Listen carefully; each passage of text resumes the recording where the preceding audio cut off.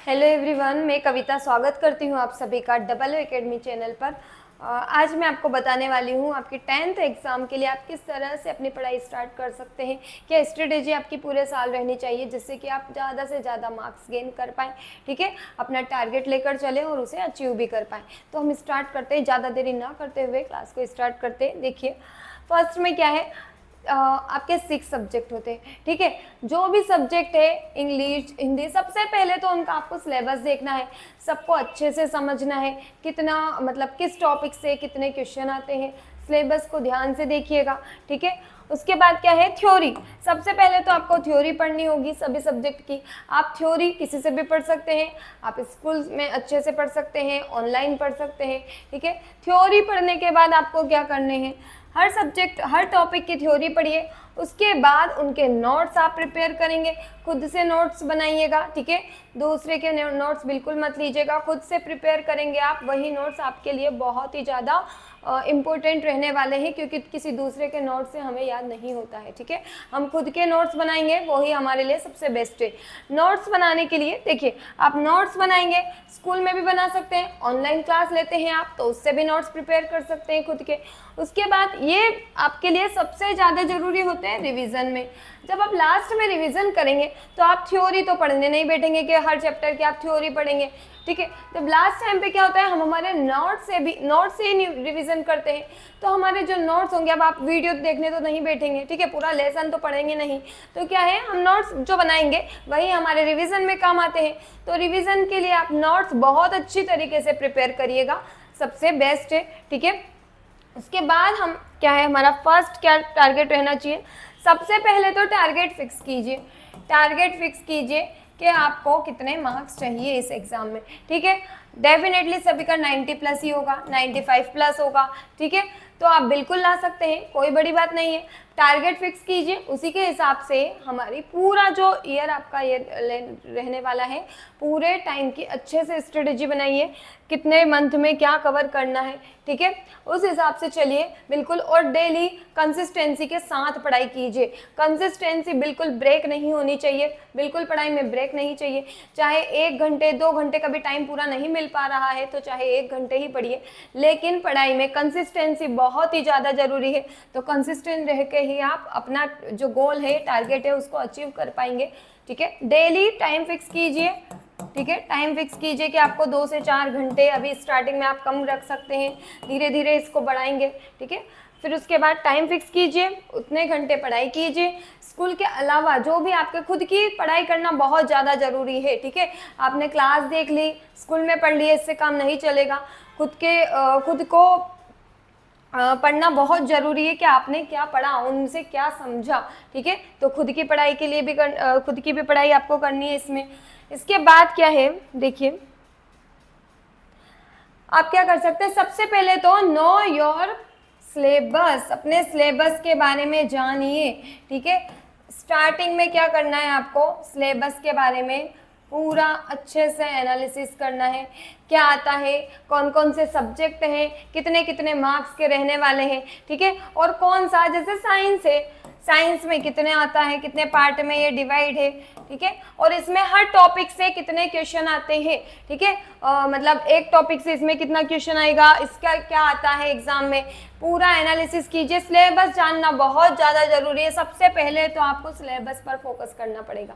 Okay, syllabus पर focus करने के बाद देखिए, आप इसमें जैसे आपका इंग्लिश है तो आप देख सकते हैं कितने नंबर की ग्रामर आ रही है, ये भी आपको देखना पड़ेगा। ठीक है, कितने नंबर के आपके पैसे जाते हैं या कितने पैसे जाते हैं, पोएम क्या आती है, कैसी आती है, कंपैरिजन जो आते हैं आपके, ये सब आपको इसमें देखना पड़ेगा। पैसेज, ग्रामर, कितना इनका वेटेज रहता है, सब कुछ अच्छे से देख कर जाना। राइटिंग स्किल्स में, राइटिंग स्किल्स कितने नंबर की आती है, सब कुछ समझना, सिलेबस को समझना बहुत ज़्यादा ज़रूरी है। राइटिंग स्किल समझना पड़ेगा इसमें आपको, किस किस टॉपिक से इसमें क्वेश्चन आते हैं। उसके बाद देखिए नेक्स्ट क्या है, सबसे पहले तो ये फर्स्ट पॉइंट। सेकंड पॉइंट क्या ध्यान रखना है आपको, सेकंड पॉइंट है परफेक्शन। ठीक है, परफेक्शन पर देखिए, परफेक्शन पर से क्या मतलब है, जैसे कि क्या है, हमारा सब्जेक्ट है। अब साइंस आपके दो पार्ट में डिवाइड है, आपको पता ही होगा, साइंस 1 और साइंस 2, ठीक है, दो पार्ट है इसके। जब आप कोई सा भी टॉपिक पढ़ रहे हैं तो एक टाइम में आपको एक टॉपिक पर ही फोकस करना है। ये नहीं कि ये भी पढ़ लिया, आधा ये पढ़ लिया, आधा ये पढ़ लिया, बिल्कुल भी। पहले एक टॉपिक पढ़िए, अच्छे से उसे क्लियर करिए, मतलब एक टाइम पर एक टॉपिक पर ही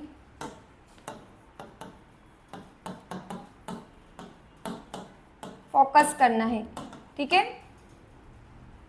नहीं तो आपने सोचा इसका भी पढ़ लेते हैं, उसका भी पढ़ लेते हैं, तो सारा मिक्सचर हो जाएगा।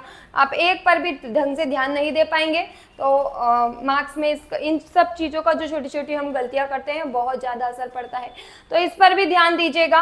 एक टाइम पर एक टॉपिक पर को ही अच्छे से करिए, बिल्कुल उसमें से बिल्कुल भी गलत नहीं होना चाहिए, full out of full marks आने चाहिए। इस हिसाब से पढ़िए कि हमें पूरा टॉपिक अच्छे से समझ में आ जाए, उसके बाद ही नेक्स्ट पर चलिए, ठीक है। नेक्स्ट क्या है, नेक्स्ट आप क्या कर सकते हैं, देखिए अभी हमने सेकंड देखा परफेक्शन, थर्ड आपको करना है paper analysis. Previous year paper हर एग्जाम के लिए बहुत ही ज़्यादा इम्पोर्टेंट होते हैं, आप सभी को पता होगा, ठीक है। पेपर एनालिसिस बहुत ही ज़्यादा इम्पोर्टेंट है। 2015 से, या आप ज़्यादा से भी ले सकते हैं, 2015 से 2023 तक जो भी आपके एग्ज़ाम हुए हैं, ठीक है, 24 में भी हुए होंगे, 24 तक जो भी आपके एग्जाम हुए हैं, आप सारे पेपर्स को अच्छे से एनालिसिस कीजिएगा। क्या बहुत कुछ आइडिया लग जाता है हमें प्रीवियस ईयर से, ठीक है, कि क्या पूछा है बोर्ड ने, किस टाइप के क्वेश्चन पूछती है, कितना कुछ चेंजेस हुआ है, पहले किस टाइप के क्वेश्चन आते थे, अब कितना आगे, कितना मतलब उनका जो चेंजेस है वो हो रहा है, ध्यान रखिएगा। ये चीज़ आप पेपर एनालिसिस करके कर सकते हैं। पेपर एनालिसिस बहुत ही ज़्यादा इंपॉर्टेंट है, ये आप अभी से करते चलिएगा, ये नहीं कि लास्ट में कर लेंगे, क्योंकि लास्ट में आपको क्या सैम्पल पेपर भी सॉल्व करने पड़ते हैं। लास्ट के लिए तो बहुत सारा मटेरियल है, क्योंकि हमें रिवीजन भी करना है लास्ट में, तो आपको प्रीवियस ईयर क्वेश्चन अभी से स्टार्टिंग से सॉल्व करते हुए चलिए, ठीक है। उसके बाद क्या है, फोर्थ पे हम क्या देखते हैं, वेटेज। वेटेज आपको पता होना चाहिए कि किस चीज़ का कितना वेटेज रहने वाला है, कौन सा टॉपिक कितने वेटेज का है, ठीक है, कौन सा सब्जेक्ट का, मतलब क्या वेटेज रहता है इनका, इस बात पर भी बिल्कुल ध्यान दीजिएगा, ठीक है, बहुत ही ज़्यादा इंपॉर्टेंट है फोर्थ। और देखिए फिफ्थ क्या है, फिफ्थ है हमारा रिवीजन। रिवीजन सबसे ज़्यादा इंपॉर्टेंट है। आपने सब कुछ पढ़ लिया, ठीक है, पूरा सिलेबस, सारे टॉपिक सब कुछ पढ़ लिया, और अगर आपने उसको रिवाइज ही नहीं किया तो क्या मतलब है उसका। अगर आप लास्ट में, अगर आपके पास रिवीजन के लिए टाइम नहीं बचा, आपके पास कुछ टॉपिक छूट गए, जैसे कि आपके 2-4 टॉपिक छूट गए और आपकी एग्जाम आ गई, तो आपने उन टॉपिक को पढ़ा जो आपके छूट गए, लेकिन जो आपने पहले पढ़ चुके हैं वो चीज़ रिवाइज नहीं की, तो क्या आपको फ़ायदा होने वाला है क्या उससे? नहीं होने वाला, बिल्कुल नहीं होगा। अगर आप 2-4 टॉपिक जो छूट गए हैं, वो तो मैं इन केस आपको बता रही हूँ, लेकिन ऐसा करना नहीं है हमें कि टॉपिक छोड़ दें हम, ठीक है। लेकिन क्या है, जो अगर 2-4 टॉपिक हमारे छूट गए, वो नहीं भी किए, ठीक है, लेकिन जो चीज़ हमने की है एटलीस्ट हम उसको रिवाइज करके उनमें तो अच्छे मार्क्स लेकर आए, ठीक है, नहीं तो हमारा कुछ भी नहीं हो पाएगा। इधर हमने जो भी किया उसको रिवाइज नहीं किया तो वो सारा भूल गए, उधर नए पढ़े तो वो भी हमें इतना ध्यान नहीं रहेंगे, ठीक है। तो रिवीजन बहुत ही ज़्यादा इंपॉर्टेंट है। रिवीजन के लिए आपको अलग से टाइम बिल्कुल अभी से डिसाइड करना है कि लास्ट का 1 मंथ तो आपको रिवीजन के लिए ही रखना है, हर सब्जेक्ट का रिवीजन करना है। और ऐसा ही नहीं कि बस आपने यहाँ पढ़ लिया और फिर उसको रिवाइज नहीं किया, लास्ट में एग्जाम टाइम पे ही रिवाइज किया, ऐसा भी नहीं करना है।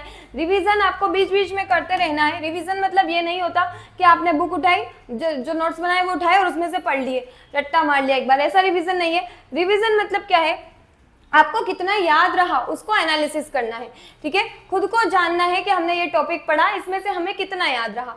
तो आपको क्या करना है, जैसे आपने एक टॉपिक पढ़ा, न्यूट्रिशन, कोई सा भी टॉपिक पढ़ा, न्यूट्रिशन पढ़ा, फिर क्या किया आपने, खुद को आप माइंड में सोचिए कि हमें न्यूट्रिशन के बारे में क्या क्या याद है, फिर वो चीज़ मन में रिवाइज कीजिए, बोल बोल कर, जैसे भी आपकी हैबिट है वैसे आप कीजिए।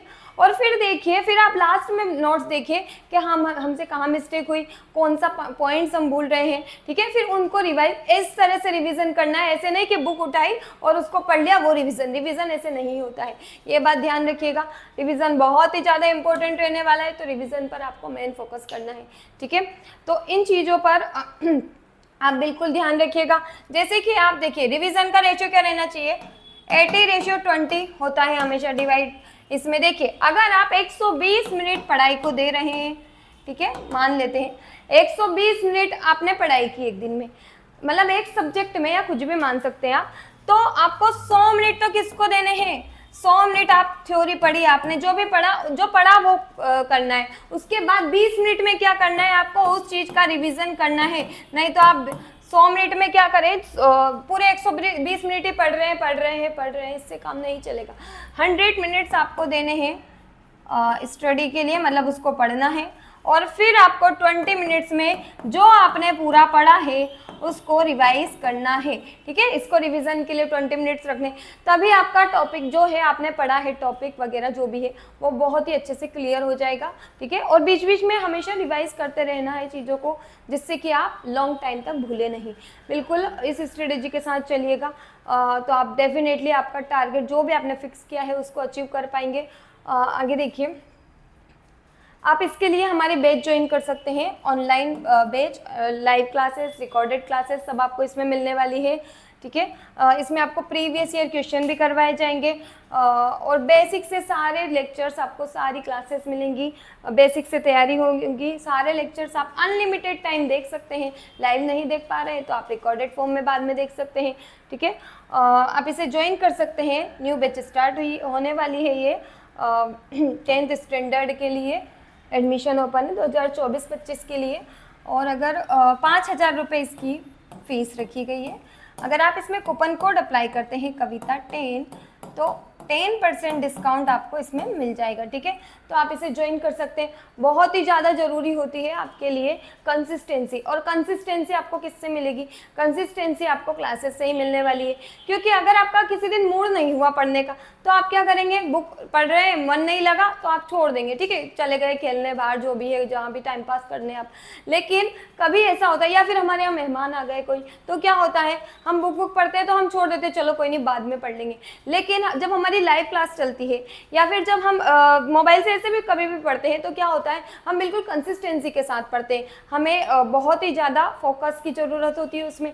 तो हम क्या करेंगे, चलो ठीक है देख रहे हैं तो इसको कंप्लीट करके ही हम आगे अपना दूसरा काम कर सकते हैं। आपका बिल्कुल मन लगा रहेगा, दूसरे भी आपको डिस्टर्ब नहीं करेंगे, बहुत ही ज़्यादा इंपॉर्टेंट रहने वाली है, ठीक है। तो आप इसको ज्वाइन कर सकते हैं।